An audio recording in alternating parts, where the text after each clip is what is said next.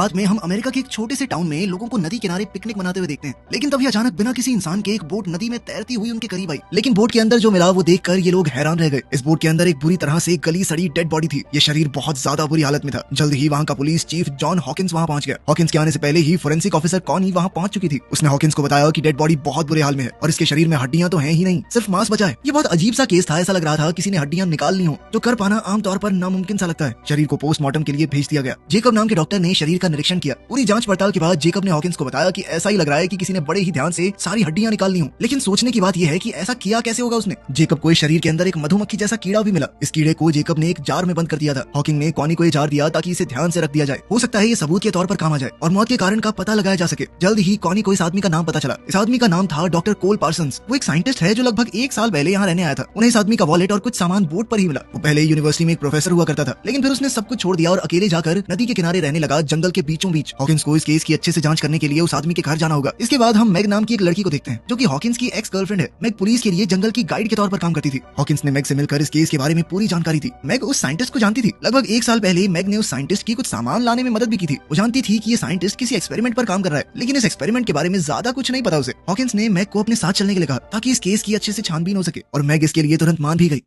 Hawkins ने Jacob को भी साथ आने को कहा। इस छानबीन पर चलने से पहले हॉकिंस ने कुछ सूचना इकट्ठी की और तभी उसे एक और परेशान कर देने वाली खबर मिली। उस साइंटिस्ट की एक छोटी बेटी भी थी जो लगभग 1 साल पहले गायब हो गई थी और उसे आज तक कोई नहीं ढूंढ पाया। अगले ही दिन हॉकिंस, मैग और जेकब ने सारा सामान बांधा और घने जंगल की ओर निकल पड़े। इस सफर का कुछ हिस्सा उन्हें बोट से तय करना होगा ताकि वो साइंटिस्ट के केबिन तक पहुंच सके। जब ये लोग रास्ते में थे तो अचानक कॉनी का फोन आया। कॉनी ने बताया कि जो कीड़ा इस आदमी के शरीर में मिला है वो कल तो मर गया था और आज फिर से जिंदा हो गया। कॉनी ने पूछा कि क्या मैं इस कीड़े को जांच के लिए लैब में भेज दूं, लेकिन हॉकिंस ने कहा कि मेरे लौटने का इंतजार करो। कॉनी ने यह भी बताया कि जब इस साइंटिस्ट की बेटी गायब हुई थी तो उसकी पत्नी का दिमागी संतुलन हिल गया था और उसे 3 महीने तक अस्पताल में रखा गया था। वो बार बार अपने पति को ही अपनी बेटी के गायब होने के लिए जिम्मेदार ठहरा रही थी। जैसे जैसे रात हुई, हॉकिंस, मैग और जेकब अपनी मंजिल तक पहुंचे। कभी नदी किनारे जो सुंदर घर हुआ करता था वो अब एक डरावना अकेला कैबिन बन चुका है, जहाँ कोई नहीं आता जाता, किसी तरह का कोई रख रखाव नहीं है। मैग ये देखकर बहुत दुखी हुई, क्योंकि जब 1 साल पहले वो यहाँ आई थी तो ये जगह बहुत खूबसूरत थी। हॉकिंस ने मैग और जेकब को बाहर रुकने को कहा और उसने पहले अंदर जाकर देखा कि वहाँ कोई खतरा तो नहीं है। उसने आवाज भी लगाई कि शायद अंदर कोई हो, लेकिन ये जगह पूरी तरह तहस नहस हो चुकी थी। सारा सामान, फर्नीचर इधर उधर बिखरा हुआ था और ये तो देखकर ही पता चल रहा था कि यहाँ काफी समय से कोई नहीं रह रहा। जब हॉकिंस ने इस जगह की छानबीन शुरू की तो उसे कुछ अजीबोगरीब चीजें मिली, जैसे अजीब तरह से हिलती हुई छत, जिसे देखकर ऐसा लग रहा था मानो वो जिंदा हो। जल्द ही हॉकिंस को एक कमरा मिला जिसका दरवाजा बहुत अच्छी तरह से बंद किया गया था। उसने अभी के लिए ये दरवाजा नहीं खोला और बाहर मैग और जेकब को बुलाने गया।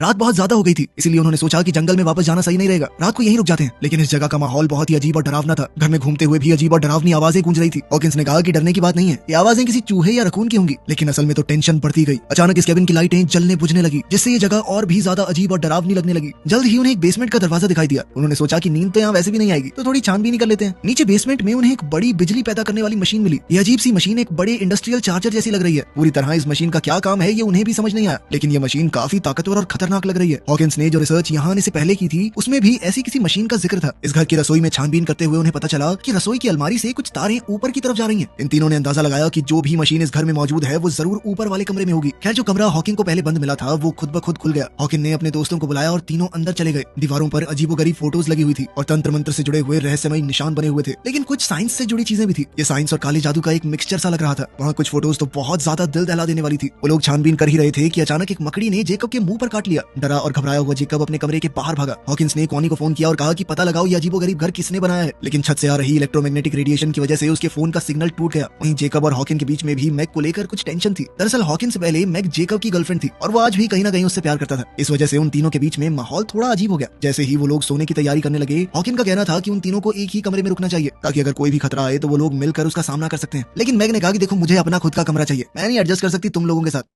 रात को जेकब बहुत बीमार हो गया, शायद उस मकड़ी के काटने की वजह से। कोई भी ठीक से नहीं सो पा रहा था। मैग हॉकिंस के कमरे में आ गई कि उसे लग रहा था कि इस जगह में कोई बहुत ही बुरी सी शक्ति है। हालांकि उसने आज तक जंगल में बहुत सी रातें अकेली बिताई हैं, लेकिन इस जगह का एहसास कुछ अलग सा है। कोई बहुत बुरी शैतानी शक्ति मौजूद है यहाँ पर। बातों बातों में ये दोनों करीब आ गए और इनके बीच में नजदीकियां बढ़ने लगी। अभी हम देखते हैं कि छत से खुद ब खुद एक सीढ़ी नीचे की तरफ आई। जेकब की हालत बद से बदतर होती जा रही थी। ऐसा लग रहा था मानो वो पूरी तरह से अपने वश में नहीं है। अचानक बाहर से कुछ आवाज आई। मैग और हॉकिंस ने जल्दी से कपड़े पहने। वो हथियार उठाकर बाहर निकले तो सामने एक औरत उनकी तरफ बंदूक ताने खड़ी थी। ये औरत कोई और और नहीं बल्कि लिंडा है, डॉक्टर कोल पार्सन की बीवी, जो अपने गुमशुदा पति को ढूंढती हुई यहाँ आई थी। हॉकिंस ने उसे समझाया कि मैं पुलिस वाला हूँ और तुम्हारे पति की डेड बॉडी मिल चुकी है नदी के किनारे। लिंडा को समझ आ गया कि ये लोग उसे कोई नुकसान नहीं पहुंचाएंगे, तो उसने अपनी बंदूक नीचे कर ली। जब ये लोग बातचीत कर रहे थे तो मैग बेसमेंट में गई ताकि कैबिन की बिजली को वापस लाने का कोई तरीका ढूंढा जाए। तभी हमने वहाँ बच्ची की एक डरावनी परछाई देखी जो मैग का पीछा कर रही है। मैग को वहाँ एक गुड़िया मिली जिसे उसने अपने साथ रख लिया। तभी हॉकिंस ने देखा कि जेकब वहाँ नहीं है और वो उसे ढूंढने बाहर चला गया। बाहर जाकर उन्होंने देखा कि ऊपर वाले कमरे में कुछ अजीब सी आवाजें आ रही हैं। हॉकिंस, मैग और लिंडा छत की तरफ बढ़ने लगे तो देखा कि जेकब इस अजीबोगरीब मशीन में फंसा हुआ है। उन्होंने जेकब को खींचकर बाहर निकाला, लेकिन ऐसा लग रहा था मानो जेकब अब जेकब रहा ही नहीं, वो पूरी तरह से खोया खोया लग रहा था। इसी घटना के दौरान लिंडा को अपनी खोई हुई बेटी की आवाज सुनाई दी जो ऊपर वाले कमरे से अपनी माँ को आवाज लगा रही है। जेकब को मशीन से निकालने के बाद हॉकिन और बाकी लोगों ने जेकब से सवाल पूछे कि ये मशीन आखिर शुरू कैसे हुई है और वो ऊपर वाले कमरे में क्या करने गया था। जेकब बेचारा घबराया और कमजोर सा लग रहा था। वो बार बार यही बात दोहरा रहा था कि मुझे नहीं पता ये सब कैसे हुआ।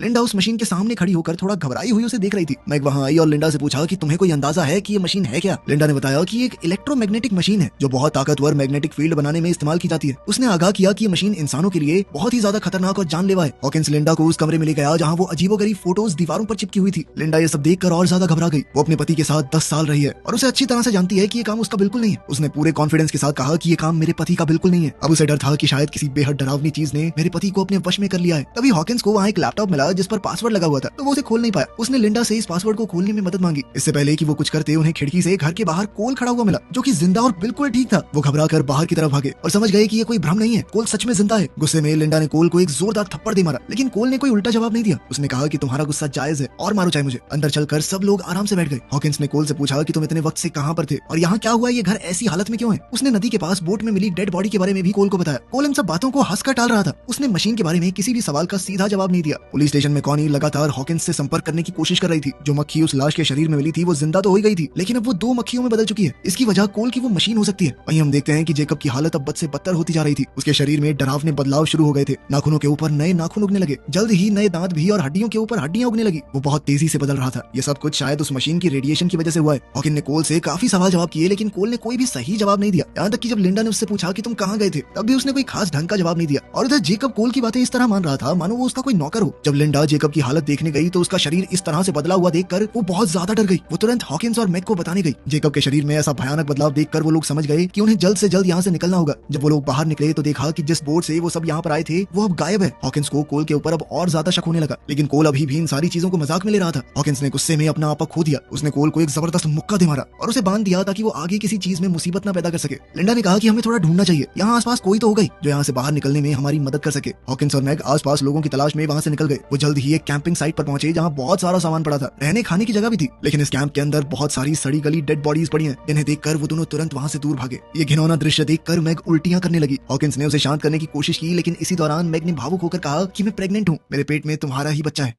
इस वक्त कैबिन में लिंडा कोल के साथ अकेली थी। लिंडा ने जब सच की कड़ियों को जोड़ना शुरू किया तब उसे समझ आया कि कोल ने बहुत सी सच्चाई सबसे छुपा कर रखी है। उसने कोल के लैपटॉप के पासवर्ड में टिंकर बेल डाल दिया, जिससे लैपटॉप तुरंत खुल गया। दरअसल कोल उसे पहले इसी नाम से पुकारा करता था। थोड़ी छानबीन के बाद उसे लैपटॉप में कुछ डरावनी वीडियोस मिली, जिसमें कोल ने कई लोगों पर एक्सपेरिमेंट किया। हर आदमी जो उस मशीन से गुजरा वो अपने अंदर एक बुरी शक्ति के साथ बाहर आया, जैसे कि कोई बुरी ताकत उनके ऊपर कब्जा कर लेती हो। लिंडा को यह भी पता चला कि कोल खुद भी इस मशीन से गुजर चुका है और नदी के किनारे जो लाश मिली थी वो सच में कोल की ही है। और अब जो कोल उनके सामने है वो उसका पति नहीं, एक वैश्य दरिंदा है जिसे इस मशीन ने बनाया है। इन वीडियोस में उसने ये भी देखा कि कोल ने अपनी खुद की बेटी को भी इस भद्दे एक्सपेरिमेंट में बलि चढ़ा दिया। इसी बीच कोल ने लिंडा को उस कमरे में बंद कर दिया ताकि वो उसके काम में अड़चन न डाल पाए। जब हॉकिंस और मैग वापस लौटे उन्होंने देखा कि कोल वहाँ से गायब है। हॉकिंस ने मैग को बाहर ही इंतजार करने को कहा ताकि वो अंदर जाकर देखे कि कोई खतरा तो नहीं है। उसने अपनी बंदूक उठाई और अंदर गया। जेकब का शरीर अचानक अंदर से खुलने लगा और एक खतरनाक जीव उसके बचे हुए शरीर से बाहर निकल आया, जिसने तुरंत हॉकिंस पर हमला कर दिया। हॉकिंस ने अपनी पूरी ताकत से इस दानव का सामना किया। ठीक तभी मैग अंदर आ गई और इस दानव पर गोली चला के उसे मार गिराया। इस भयानक दृश्य को देखकर हॉकिंस ने फैसला किया कि उन्हें इस मशीन को खत्म करना होगा ताकि ये पागलपन खत्म किया जा सके। उसने मैग की सुरक्षा के लिए उसे बाहर भेजा और मशीन को जलाने की तैयारी करने लगा। इसके लिए उसने पेट्रोल और देसी बमों का इस्तेमाल किया। जल्द ही लिंडा उस कमरे से बाहर निकल आई, हाथ में कुल्हाड़ी लिए। वो कोल को किसी भी हालत में खत्म कर देना चाहती थी। जब वो बेसमेंट में पहुंची तो उसने देखा कि उसकी बेटी मशीन के अंदर जा रही है।